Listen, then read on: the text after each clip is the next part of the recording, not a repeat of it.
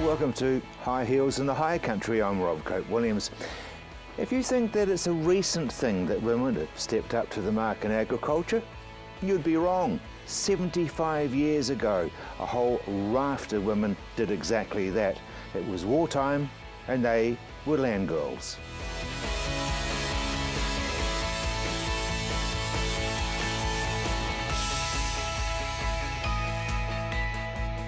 More than 4,000 women worked on farms in New Zealand during the Second World War. Barbara Calloway was one of the many who gave up her urban life for a chance to make a contribution to the war effort. I was at university and conscription came in for women between the ages of 18 and 20. That seems to have gone off the records. I was doing an accountancy degree, and this notice came out to say that I needed to, I was going to be conscripted. And I remember folding my arms, standing up from my desk and saying, no bugger's going to tell me what I'm going to do with my life. And I marched down the road and joined the Women's Land Service. Now, from a very small child, from God knows where it came from, people, family would come, friends would come. What are you going to do when you grow up, dear? I'm going to be a farmer. Oh, they said, oh, I don't think we can take you. You've got no experience, whatever. I folded my arms.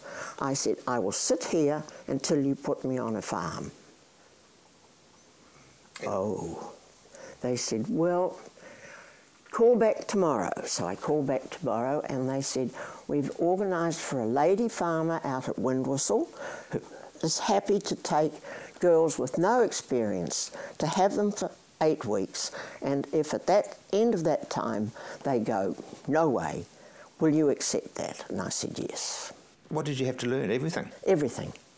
First thing I had to learn was to milk a cow. I could put on a pair of gumboots, but that was about it. 2 goes and I'm milking. After 6 weeks training, Barbara was assigned to a farm in Fairlie. I then was accepted as a land girl. I became one of the family, which was one of the rules. So I moved into the house, part of the family. My main task was looking after a couple of beautiful big Clydesdales.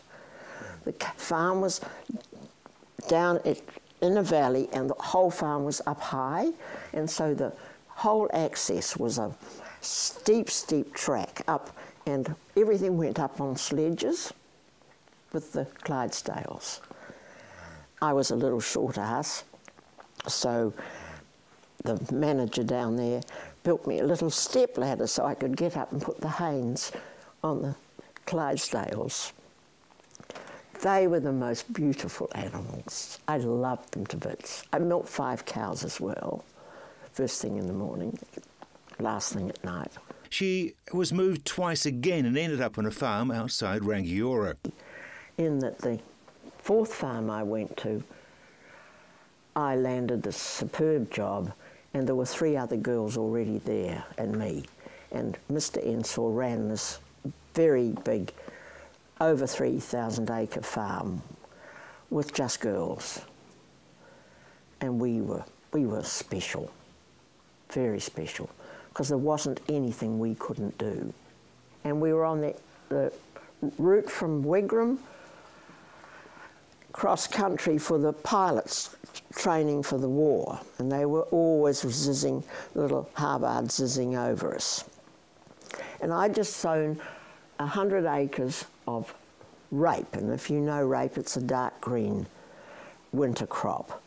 And I came in and sat down to dinner and I said, Mr. Ensor, how would you feel if I bought a few pounds of mustard seed and oversowed my paddock of rape with lonely land girls here? What would you think of that? Oh, he said, I think if you could do it, bloody marvellous, go ahead.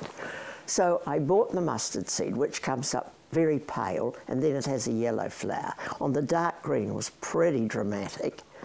And the artist girl, Juliet, came and worked the drill for me, and we laid out straight lines, and we wrote Lonely Land Girls here in 10-foot letters across 100 acres. And wow, did we get a response. We had parachutes and messengers and planes bloody near land. It was fantastic. And Mr. Ensel skited round the district about his girls. It was fabulous. The good times came to an end when the war ended. The men returned to their farms and the land girls were no longer required. Once the war was over, the Federated Farmers did not want to acknowledge that they had needed women's help to run the farms during the war. They were old farming men and they were ashamed. So as far as we were concerned, the war was done. We want no mention, ever, of the land service, ever. And yet you did as much as anybody else. Oh, absolutely. We raised the level of production, I think 13%, official figures, and they wouldn't acknowledge us. And to the extent that when Christchurch had its victory parade after the Jap War, we applied to find as many girls as we could to make a little unit. Don't you dare put foot near the place. You're nothing to do with the returned servicemen. You're nothing to do with the war effort. We don't want to see you. So the four of us got the pip, and we went down fully uniformed, 6 dogs at heel, and we started where the parade was finishing, and we walked in the opposite direction all the way. Every now and again asking the dogs to speak up, and we got the best response that you can imagine. Lots of pictures in the paper the next day, but we did that ourselves. It took almost 70 years, but Barbara finally received her recognition. Last year, just by chance, I heard that land girls were going to be acknowledged and we were going to be given a Veterans Medal. But we had to apply for it ourselves and that they would send it to us by the post. And I kicked up a shindy about that. And I went and saw Nicky Wagner, who was a politician, and I said, the government's not going to treat me like that. If I'm able to be recognised to have a medal, I want it properly presented. If I organise a party, will you come round and present it and make a speech? Oh, she said, I'd be honoured. But I had to do it myself. Never mind, I got my party, I got my medal, presented and hung around my neck, and it was great. But that's only the year before. You know, most of us were dead. And it's how awful to be nearly 90 to get any recognition. Of course I'm grumpy. Think of all those other stunning girls or the 3 that worked with me. Why weren't they given a medal?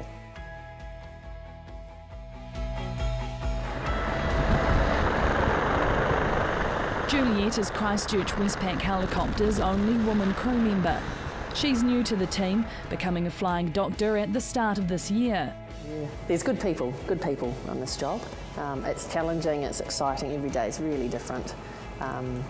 It's sort of like a step along from my ambulance work, so it's taking that to a really different environment. Saving lives and rescuing the injured from any place at any time.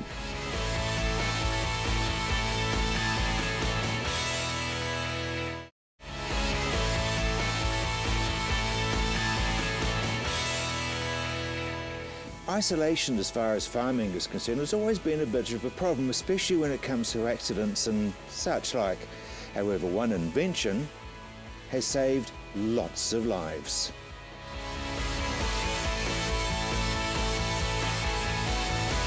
Across the Canterbury and West Coast region, 3 rescue helicopters are on standby, ready for any event, big or small. Since 1989, the Westpac helicopter has been saving thousands of critically injured people around the country. And within the Canterbury branch is one woman paving the way for others in the field.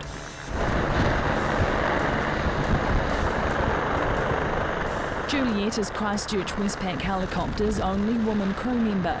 She's new to the team, becoming a flying doctor at the start of this year. Yeah, there's good people on this job. It's challenging, it's exciting, every day is really different. It's sort of like a step along from my ambulance work, so it's taking that to a really different environment. You just never know on any given day where you might end up. Saving lives and rescuing the injured from any place at any time. The job is physically demanding. We have quite a rigorous fitness test that we have to redo every 6 months. And there's specialist winch training, and yeah, there's a lot of training that goes into it. Water-based training, snow, bush, lots. And that's a great part of the job too. This is Juliet on her very first winch rescue this year. It can be physically demanding. The job does come with its highs and lows. When on duty, she's on call, even at the small hours of the day. We go home at night time. We have cars to respond back to the hangar, so they're fitted out so we can respond under lights and get here quickly. The Westpac helicopter is a fully equipped high-intensive care unit in the sky, able to get to those hard-to-reach and isolated places, which means the flying doctors are also equipped to attend fires and search and rescue missions. Last year, the Canterbury branch attended over 600 call-outs and rescue missions. One of them here at Coralline Station on the outskirts of Arthurs Pass. It all started with me feeding out, and a bale of baleage come off the bale feeder and rolled onto me and rolled off again.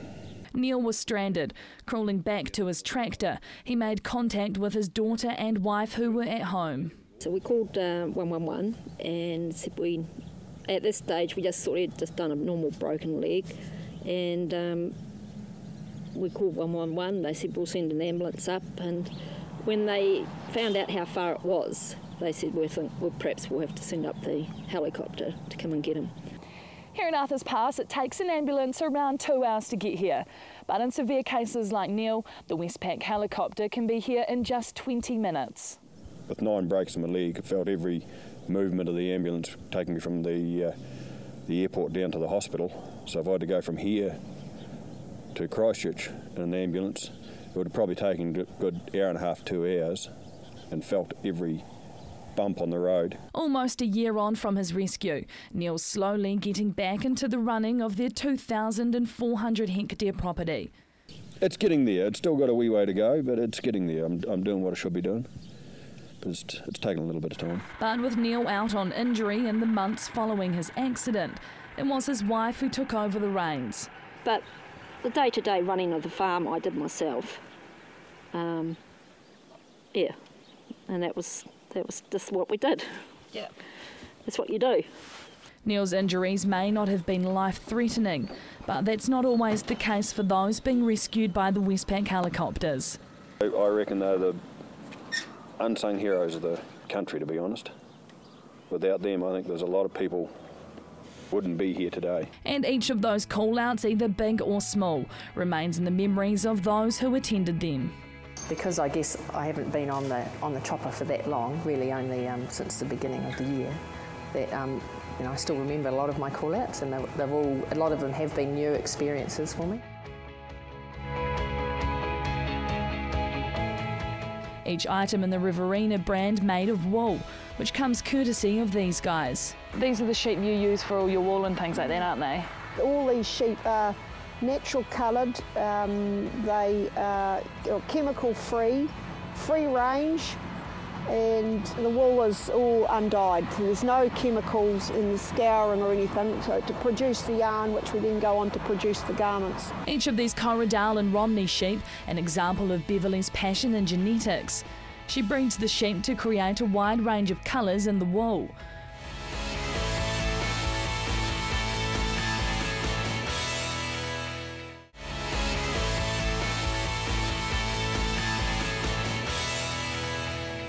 Now, sheep farming has always been a major stay as far as farming in Canterbury is concerned, but Emma went out to find out what some of the modern people are doing to add extra value to a time-old form of farming.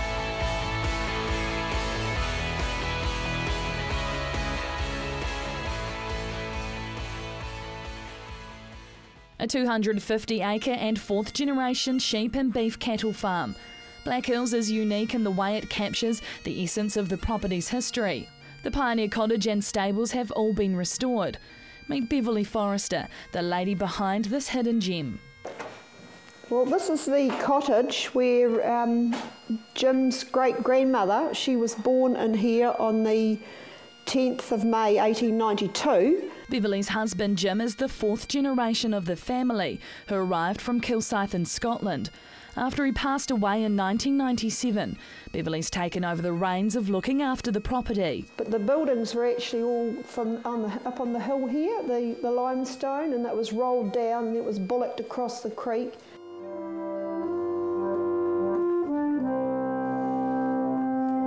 The cottage took almost 9 years to restore and is still an ongoing project. It's filled with historical gems. From these old clothes to what their ancestors carried with them when they first arrived in New Zealand. Jim's great-grandfather, he arrived out from Kilsyth. It took 3 months to come out by ship, and he arrived at Lyttelton on the 24th of November 1864 and climbed over the hill like many of those folk did in those days. And these putties here are actually the ones in the photograph here. But he arrived with this carpet bag. And hidden in the cottage is the crafts of the old days. So what have we got in here? So this is the sewing machine that was used by the Robert Forrester, his wife Louisa, from 1876, and she sewed all the clothing and everything, you know, for the family using this. And then it was used by her daughter Nellie, and then she made good use of it, and the granddaughter May. So in the 1900s, that machine, from Hiranui School, 1900, this was the sampler that was actually made on that machine. But Black Hills isn't all about the historical value of the property. It's the means for running Beverly's business.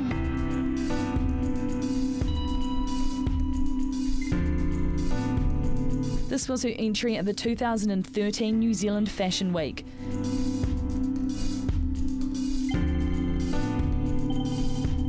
Each item in the Riverina brand made of wool, which comes courtesy of these guys. These are the sheep you use for all your wool and things like that, aren't they?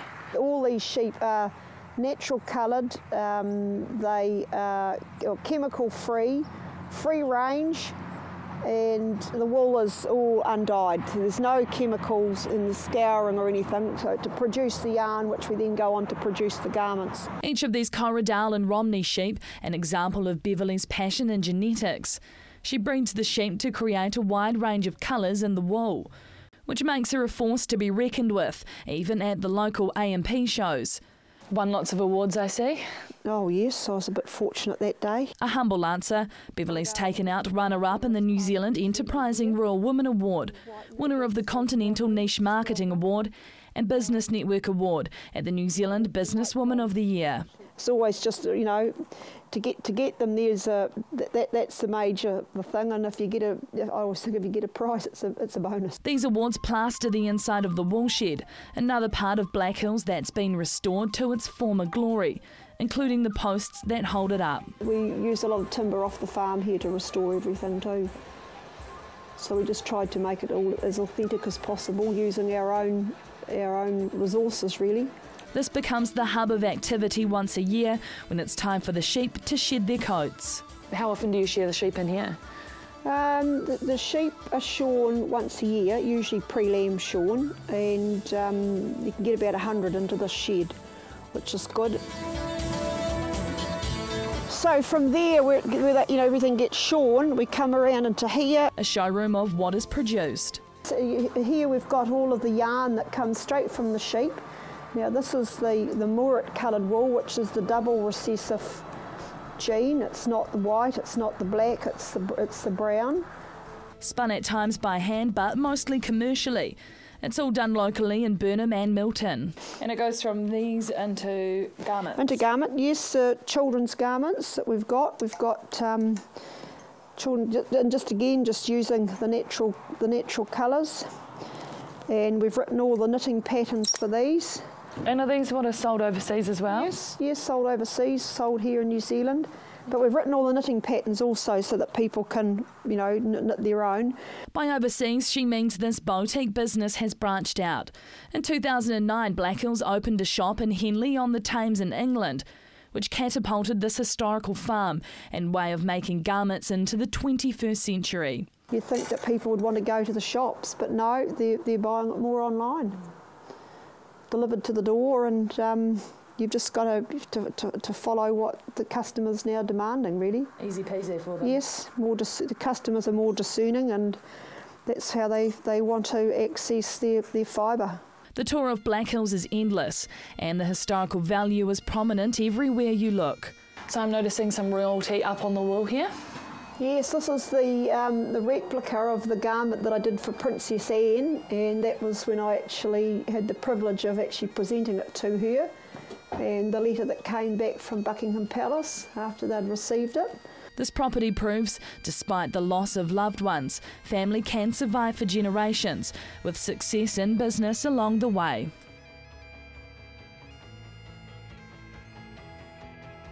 That's the end of our first series of High Heels in the High Country, and I can assure you that those wonderful women that we've met is just the tip of the iceberg when it comes to what women are doing to make their mark in farming.